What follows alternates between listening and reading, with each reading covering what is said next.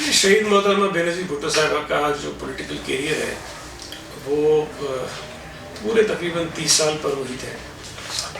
اور ان 30 برسوں میں انہوں نے تقریباً جو ہے وہ 25-26 برس جو ہے وہ اسٹرگل کی ہے، جد و جہد کی ہے، اپوزیشن میں رہی ہیں اور سختیاں جھیلی ہیں. اور یہ کسی خاتون کے لیے پاکستانی معاشرے میں اس طرح کے حالات میں سیاست کرنا جو ہے وہ بہت ناممکنات میں ہے. اگر آپ صرف تصور کر لیں کہ جن حالات سے وہ گزری ہیں کہ ان 30 برسوں میں ان کے والد صاحب کو پھانسی لگتی ہے، 2 بھائی شہید ہوتے ہیں، ان کے شوہر جو ہیں وہ 11 برس سے زائد جیلوں میں رہتے ہیں، وہ خود مختلف مقدمات میں ایک دن کراچی ہوتی ہیں، اگلے دن پنڈی ہوتی ہیں، پھر لاہور ہوتی ہیں، ان کو ملک کے مختلف شہروں میں جو ہے وہ کیسز کی وجہ سے جو ہے وہ گھسیٹا جاتا ہے، ان کو گھمایا جاتا ہے. لیکن وہ ان تمام حالات میں بھی کبھی انہوں نے شکست نہیں مانی اور اپنے وہ جو سیاسی ان کے اصول تھے اس پر وہ قائم و دائم رہی. تو اتنی بہادری کے ساتھ 30 برس تک اپنی کمٹمنٹس کے ساتھ کھڑے رہنا اور عوام کے ساتھ جو ان کا ایک لگاؤ تھا، جو ان کے وعدے تھے، شہید ذوالفقار علی بھٹو کے وعدے تھے، اس پر قائم رہنا یہ بہت مشکل کام ہوتا ہے. اور نہ صرف پاکستان بلکہ میں یہ سمجھتا ہوں کہ دنیا میں بھی اگر آپ تھوڑا سا اس کو جائزہ لیں گے تو شاید محترمہ بینظیر بھٹو صاحبہ جیسی خاتون کی اسٹرگل کرنے والے لیڈرز جو ہیں آپ کو بہت کم لگیں گے. ان کے ہم پایا لیڈرز بہت کم ملیں گے. ایک مسلم ملک کے اندر پہلی خاتون وزیر اعظم کا اعزاز ان کے پاس ہے، اور یہ بھی ایک بہت بڑا کام تھا، اور یقیناً اس پہ پاکستان کے عوام کی بڑی کنٹریبیوشن ہے کہ انہوں نے ایک ایسے معاشرے میں جہاں پر خواتین کو دوسرے درجے کا شہری سمجھا جاتا ہو وہاں ایک وزیر اعظم خاتون جو ہیں وہ منتخب ہو جاتی ہیں. پھر اس کے بعد جب وہ وزیر اعظم بنی تو اس وقت وہ دنیا کی کم عمر ترین وزیر اعظم تھی جب وہ بنی تھی. اس کے بعد شاید ایک آدھ کوئی اور ان سے کم عمر وزیر اعظم بنے ضرور، لیکن اس وقت 35 برس کی عمر میں پرائم منسٹر جو ہے وہ دنیا میں کوئی نہیں بنا تھا. اب اس سے آپ کو شہید محترمہ بینظیر بھٹو صاحبہ کی جو سیاسی صلاحیتیں تھیں، جو ان کی کمٹمنٹ تھی، اس کا اندازہ ہو جانا چاہیے. پھر اس کے بعد جو اس ملک میں دہشت گردی تھی ان دنوں میں، جس بہادری کے ساتھ، جس دلیری کے ساتھ انہوں نے اس دہشت گردی کا مقابلہ کیا، اور پھر ان دہشت گردوں کی دھمکیوں کے باوجود وہ پاکستان واپس آتی ہیں، پھر ان کے اوپر حملہ ہوتا ہے، پھر اس حملے کے باوجود وہ اسی انداز میں اپنی کمپین جاری رکھتی ہیں اور کھل کر عوام کے ساتھ اپنا رابطہ جو ہے وہ برقرار رکھتی ہیں. تو یہ مثالیں جو ہیں میں سمجھتا ہوں کہ بہت مشکل سے آپ کو دنیا میں ملیں گی. یہاں ہم نے بہت دلیر جید جو مرد حضرات ہوتے ہیں جو اپنے آپ کو بہت بہادر کہتے ہیں ان کو بہت کمزور ہوتے ہوئے دیکھا ہے، لیکن محترمہ خاتون ہونے کے باوجود نہ صرف انہوں نے اپنی سیاسی زندگی میں بہت ساری سختیاں جھیلیں بلکہ عملی طور پر جب ان کی جان کو خطرہ ہوا تب بھی انہوں نے اس کی پرواہ نہیں کی اور بڑی دلیری کے ساتھ، بڑی بہادری کے ساتھ اپنی عوام کے درمیان جو ہے اپنی جان کی قربان کی. دیکھیں، شہید محترمہ بینظیر بھٹو نے میثاق جمہوریت تو غالباً 2006 میں کیا تھا، لیکن اس سے پہلے بھی اگر آپ غور کریں تو 1979 میں شہید ذوالفقار علی بھٹو کو پھانسی دے دی گئی، اور 1977 میں جب پوری کمپین ان کے خلاف چلی تو وہ ایک قومی اتحاد بنا تھا، اس میں بہت ساری سیاسی جماعتیں شامل تھیں. ان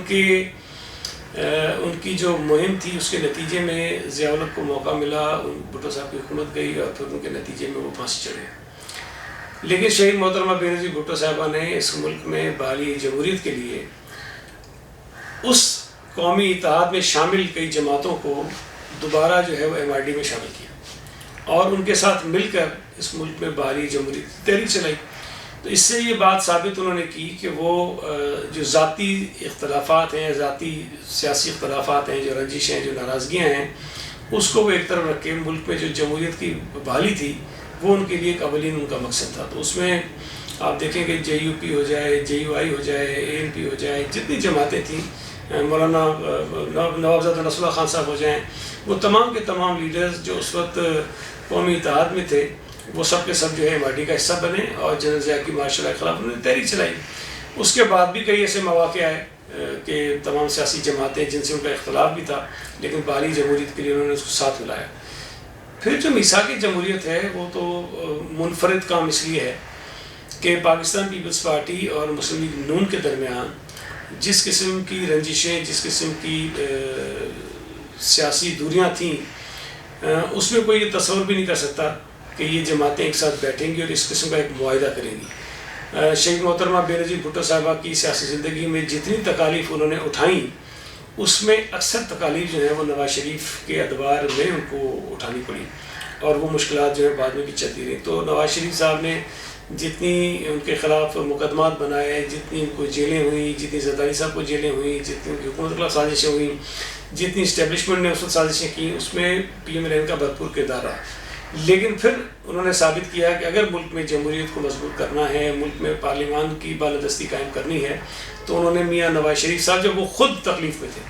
جب وہ خود ملک میں نہیں تھے، جب ملک سے باہر تھے، ایگزائل میں تھے، اس وقت ان کو بلایا، ان کے ساتھ بیٹھیں اور ایک ایسا معاہدہ کیا، ایسا وعدہ کیا کہ آئندہ اگر ہم اقتدار میں آتے ہیں تو ہم یہ تمام چیزیں نہیں کریں گے جو ماضی میں کرتے رہیں۔ تو اس کا آپ نے پھر ثبوت بھی دیکھا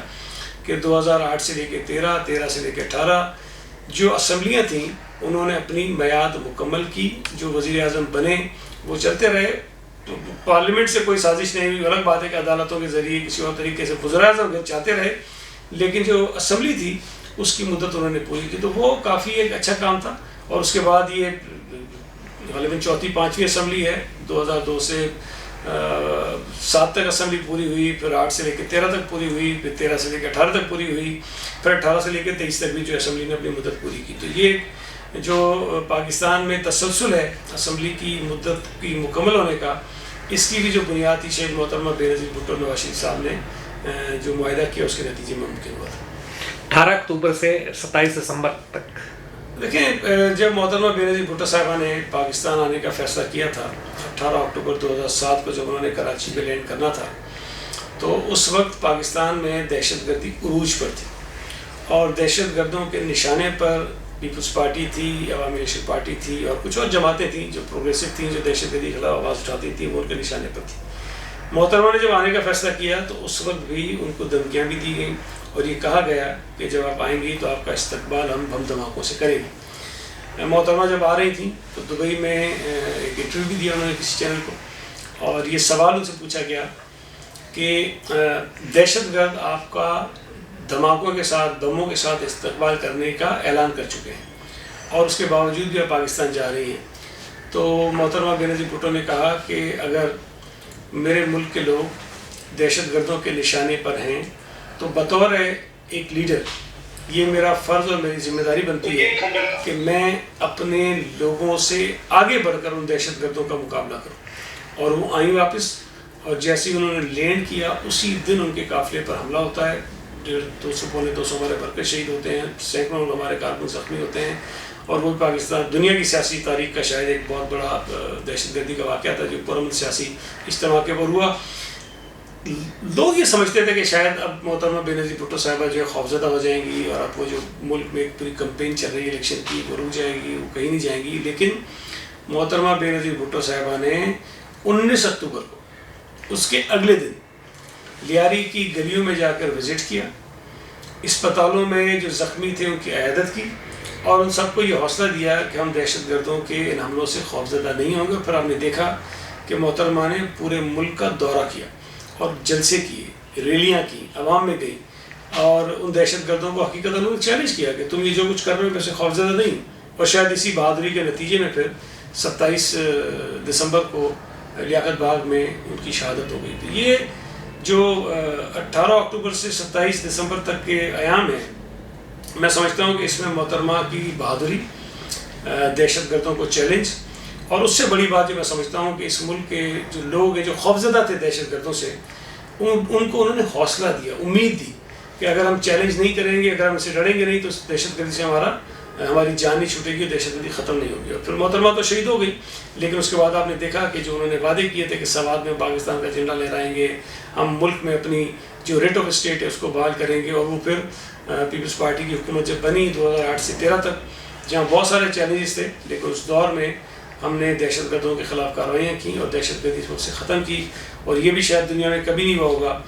کہ سوات کو پورے کا پورا شہر جو ہے وہ خالی کرایا گیا، لوگوں کو ریسیٹل کیا گیا کہیں اور اس کے بعد دہشت گردی ختم کی گئی، پھر دوبارہ سے لوگوں کی بحالی ہوئی تھی۔ یہ بھی ایک عجیب سی مثالیں ہیں جو شاید آپ کو بہت کم ملیں گی۔ تو ایک تاریخ ہے محترمہ بے نظیر بھٹو صاحبہ کی زندگی، ان کی شہادت، ان کی جدوجہد، اور میں سمجھتا ہوں کہ جب تک یہ دنیا ہے، جب تک سیاست پہ بات ہوتی رہے گی، جب تک سیاسی قربانیاں دینے والے لیڈرز کی بات ہوتی رہے گی، محترمہ بینظیر بھٹو صاحبہ کا ذکر جو ہے وہ ان میں اولین میں سمجھتا ہوں کہ صفوں میں ہوگا. کچھ پوچھنا؟ ہاں سر، یہ بتائیں کہ محترمہ بینظیر صاحبہ کیسا پاکستان دیکھتی تھی، وہ کیا وجہ تھا پاکستان کو لے کے، اور آج بلاول بھٹو صاحب جو ہے ان کے نقش قدم پہ چلتے ہوئے تحریک چلا رہے ہیں آپ سب مل کے، تو ان کے ویژن کو لے کے آپ لوگ کس طرح کام کر رہے ہیں؟ دیکھیے، شہید محترمہ بینظیر بھٹو صاحبہ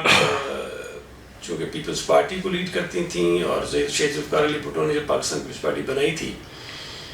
تو ہم نے یہ سوچ کر پارٹی بنائی کہ اس ملک میں جو تفریق ہے، جو فرق ہے امیروں اور غریبوں کا، سرمایہ داروں کا، مزدوروں کا، کسانوں کا، زمینداروں کا، اس کو انہوں نے ختم کرنا ہے. اور شہید ذوالفقار علی بھٹو نے شاید یہ سب سے بڑا گناہ کیا انہوں نے، جس کی شاید ان کو سزا دی گئی. بہت ساری وجوہات ہو سکتی ہیں، لیکن میری نظر میں ایک سب سے بڑا جو انہوں نے کام کیا تھا، جو لوگوں کو آج بھی ہضم نہیں ہوتا، کہ انہوں نے اس ملک کے غریبوں کو، عام لوگوں کو یہ بتایا کہ تمہارے ووٹ کے ذریعے اس ملک میں تبدیلی آ سکتی ہے. اور 1970 کے انتخابات کو سب مانتے ہیں کہ کسی کو توقع نہیں تھی کہ ایسی پارٹی جو 3 سال پہلے بنی ہے وہ 3 سال بعد اتنی مقبول ہو جائے گی کہ اس ملک کے بڑے بڑے سیاسی نام جو ہیں وہ عام کارکنوں، عام لوگوں کے ہاتھوں شکست کھا جائیں گے انتخابات میں. تو یہ جو سیاسی شعور ذوالفقار علی بھٹو نے دیا ہے کہ آج بھی آپ اس ملک کے دیکھیں، گلی چوراہوں پر بیٹھ کے لوگ پالیٹکس پہ ڈسکس کر رہے ہوتے ہیں، پان کی چھوٹی سی دکان ہوگی وہاں کر رہے ہوں گے، چھوٹا سا چائے کا کھوکھا ہوگا وہاں لوگ بیٹھ کے پالیٹکس پہ ڈسکس کرتے ہیں، اس پہ بات کرتے ہیں. تو یہ جو سیاسی شعور تھا شہید ذوالفقار علی بھٹو نے، اور شہید محترمہ بینظیر بھٹو صاحبہ نے اس سفر کو آگے بڑھایا، اور انہوں نے خواتین کے حقوق کے لیے اور خواتین کی جو اس ملک کے اندر حیثیت ہے اس کو یقینی بنانے کے لیے جو اقدامات کیے، وہ بھی میں سمجھتا ہوں کہ شاید پاکستان میں کبھی کسی نے نہیں کیے ہوگے. جو انہوں نے چیزیں کی ہیں تاکہ خواتین کو اجاگر کیا جا سکے، ان کے حقوق کا تحفظ کیا جا سکے، انہوں نے کیا. اس کے بعد اقلیت جو اس ملک میں رہتی ہے ان کو دوسرے درجے کا شہری سمجھا جاتا تھا، ان کے رائٹس کے لیے انہوں نے بات کی، مزدوروں کے رائٹس کے لیے انہوں نے بات کی، اسٹوڈنٹس کے لیے انہوں نے بات کی، کسانوں کے لیے انہوں نے کام کیے. وہ طبقات جو نچلے طبقات تھے، کچلے ہوئے طبقات تھے، جن کی آواز بننے کی ضرورت تھی، تو شہید محترمہ بینظیر بھٹو صاحبہ ان کی ایک مؤثر آواز بنی، اور وہ ایک ایسا پاکستان چاہتی تھی جس کا خواب قائد اعظم محمد علی جناح نے دیکھا تھا، جنہوں نے کہا کہ یہ ملک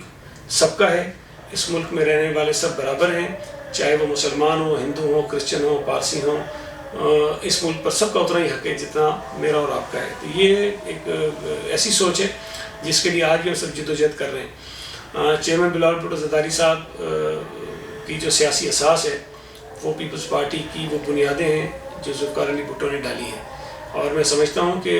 حالات بہت بدلے ہیں، زمانہ بدل گیا، دنیا بدل گئی ہے، اس کے ساتھ ساتھ تبدیلیاں بہت آتی ہیں، پیپلز پارٹی میں بھی آئی ہوں گی،